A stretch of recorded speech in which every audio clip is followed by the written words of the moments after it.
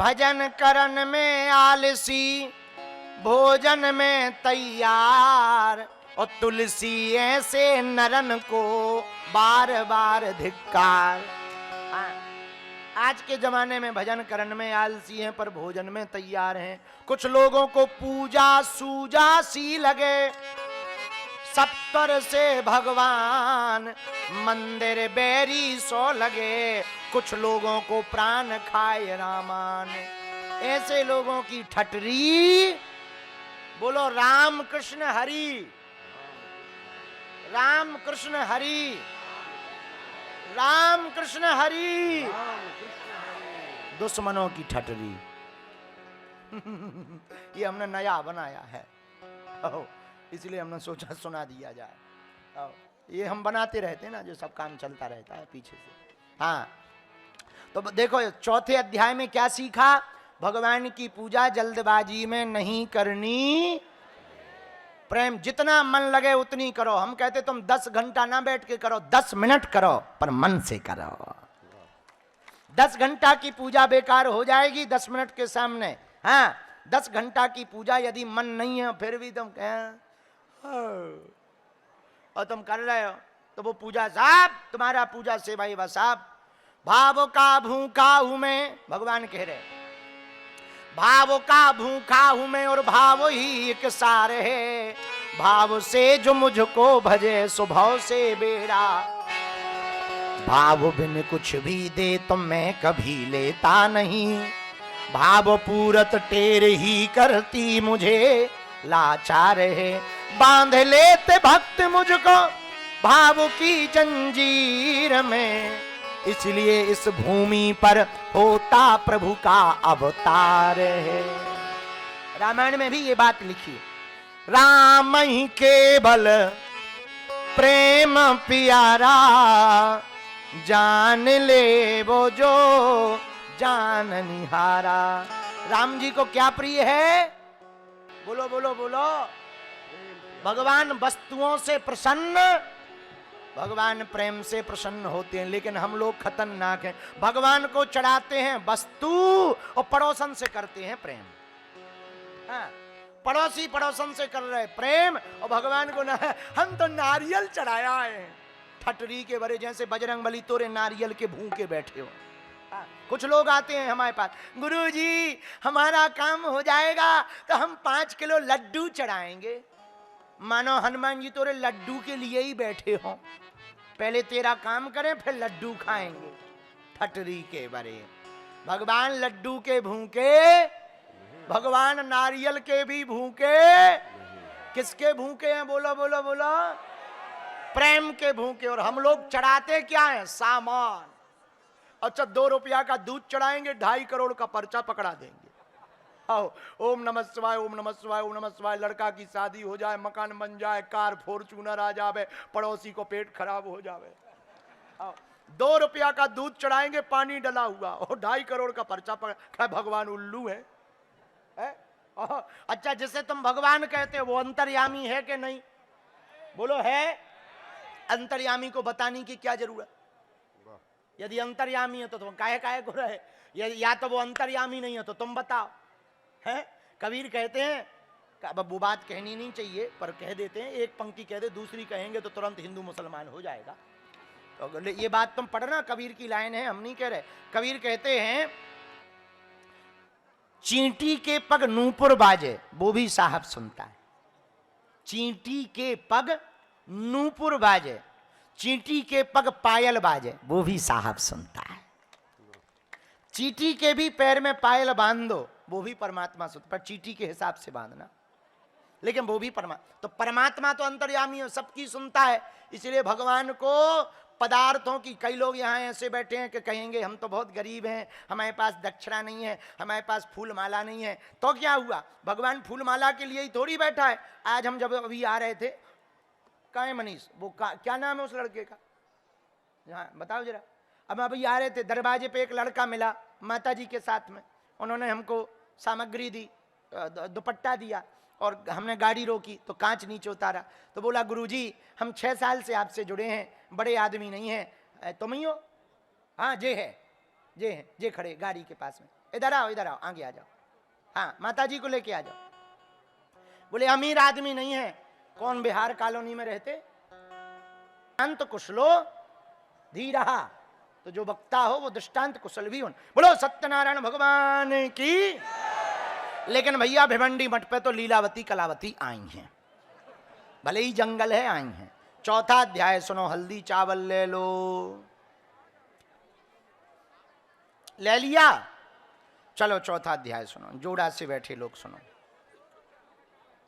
श्री सूत जी बोले, हे ऋषियों, अब आगे की कथा सुनाता हूं। उसी साधु बानिया और दमाद की आगे की कथा सुनो।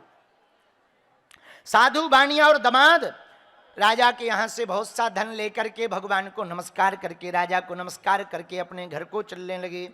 जैसे ही वैश्य ने मंगलाचरण करके यात्रा प्रारंभ की तो ब्राह्मणों को धन दान में दिया, क्योंकि बहुत सा धन मिल गया। उसने सोचा भगवान की कथा और कर लें, तो सत्यनारायण भगवान का, ब्राह्मणों को धन दान दिया। सत्यनारायण भगवान का मन में विचार किया ही, तब तक भगवान ही बूढ़े ब्राह्मण का रूप धारण करके आ गए। भगवान ने सोचा चेक कर लें कि अभी भी ये ठिकाने लगा कि नहीं। तो भगवान आए। साधु नाम के बनिया नित्य क्रिया करके आनंद के साथ घर जाने की तैयारी में था। भगवान ने पूछ लिया, हे बानी साधु नाम के वैश्य, तुम्हारी नाव में क्या है? नाव बहुत वजनी है, हीरा जवाहरात के कारण वजन बहुत था, नाव बहुत, तुम्हारी नाव में क्या भरा है? अभिमान में हंसता हुआ बानिया बोला। उत्तर देते हुए कहता है, हे दंडी, आप क्यों पूछते हो स्वामी जी, सन्यासी जी, आपको क्या लेने की इच्छा है?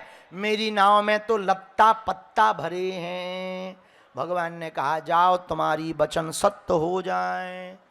ऐसा कह के भगवान कुछ दूर जाकर समुद्र के किनारे बैठ करके ध्यान करने लगे। उसी समय साधु नाम का बानिया नित्य क्रिया करके जैसी नाव में आया, नाव ऊपर उतरा रही है जो वजन के कारण दबी थी। चौंक गया। जैसे ही अंदर गया तो आश्चर्य में देखा कि उसमें धन की जगह लत्ता पत्ता बेल पत्र भरे हुए हैं।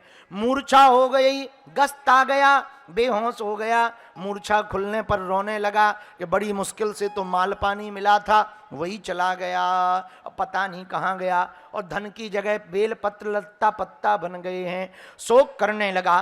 तब दमाद ने कहा, पिताजी आप शोक ना करें, ये दंडी स्वामी का श्राप है, आपने उनसे झूठ कहा है, उसी का परिणाम है। आप बार बार भूल कर रहे हो, बार बार झूठ बोल रहे हो, इसलिए आपको कष्ट भोगना पड़ रहा है। अतः दंडी स्वामी वहां किनारे पर बैठे हैं, हमें उनकी शरण में चलना चाहिए, तभी हमारी मनोकामना पूर्ण होगी।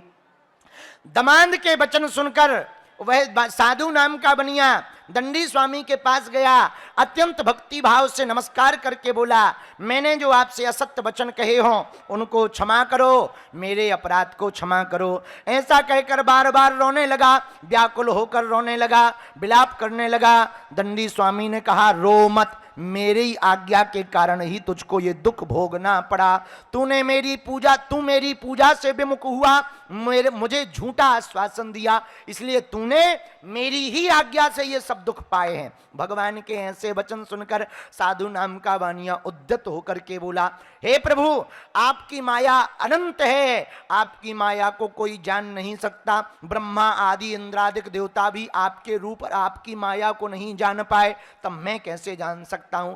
अब आप प्रसन्न होइए, मैं वचन देता हूं, हर महीना अपनी क्षमता अनुसार आपकी पूजा करूंगा, सत्यनारायण व्रत कथा करवाऊंगा, मुझ शरणागत की रक्षा करो, पहले के समान नौका में धन भर दो। वैश्य के भक्ति युक्त वचन सुनकर भगवान ने कहा, जाओ तुम्हारी वाणी पुनः सिद्ध हो जाए, पहले जैसा धन हो जाए। ऐसा कह के भगवान अंतर ध्यान हो गई। जैसे ही साधु नाम का बनिया नाव पर आया, नाव धन से भरी हुई देखी, वहीं पर सत्यनारायण की कथा की उसने कि अब पहले तो यहीं से श्री गणेश करो। तुरंत ब्राह्मण को बुलाकर सत्यनारायण भगवान की कथा की, यथा विधि पूजन करके ब्राह्मणों को दान देकर सत्यनारायण भगवान को हाथ जोड़कर अपने देश की ओर चल पड़ा। जैसे ही अपने नगर के नजदीक पहुंचा तो दूत जो किनारे पर थे उनको कहा, जाओ हमारी पत्नी से और पुत्री से लीलावती और कलावती से कह दो कि तुम्हारा पिता और तुम्हारा पति और तुम्हारा दामाद लीलावती से कहना तुम्हारा पति और तुम्हारा दामाद व्यापार करके बहुत सा धन लेकर के नगर के समीप आ गए हैं। लेकिन घर पर उस समय सत्यनारायण की कथा हो रही थी।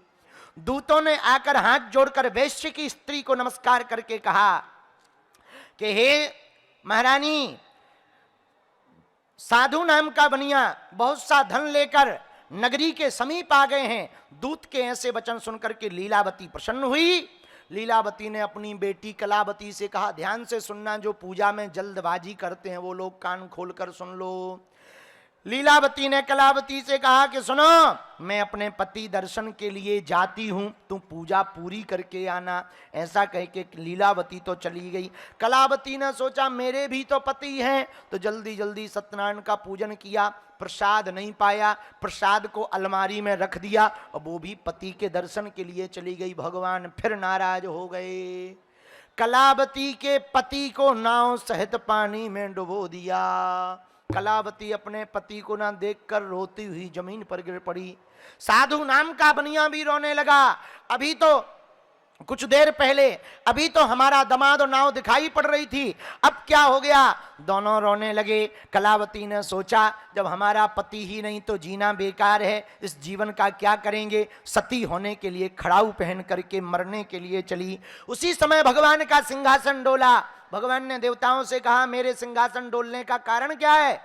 तो देवताओं ने कहा कोई स्त्री सती होने के लिए जा रही। भगवान ने कहा जाओ आकाशवाणी कर दो। उसी समय आकाशवाणी हुई, हे साधु नाम का बनिया,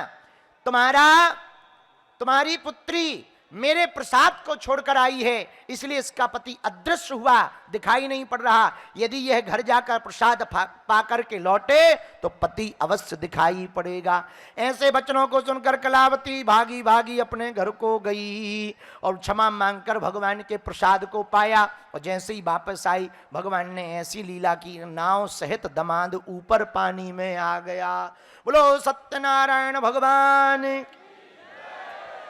जैसे ही दामाद को देखा सब स्वजन प्रसन्न हो गए। वहीं पर कलावती, लीलावती व साधु नाम के बनिया ने सत्यनारायण भगवान के व्रत को किया, पूजन को किया, भगवान से क्षमा मांगी। यह क्षमा मांगकर अंत में वह साधु नाम का बानिया बंधु बांधवों सहित हर पूर्णमासी को, हर संक्रांति को सत्यनारायण भगवान का व्रत व पूजन करने लगा। इस लोक के समस्त सुख भोग कर अंत में स्वर्ग लोक को गया। इति श्री स्कंद पुराणे रेवाखंडे सत्यनारायण व्रत कथायामो चतुर्थो अध्याय समाप्त। बोलो वृंदावन बिहारी लाल की, सत्यनारायण भगवान की। छोड़ दो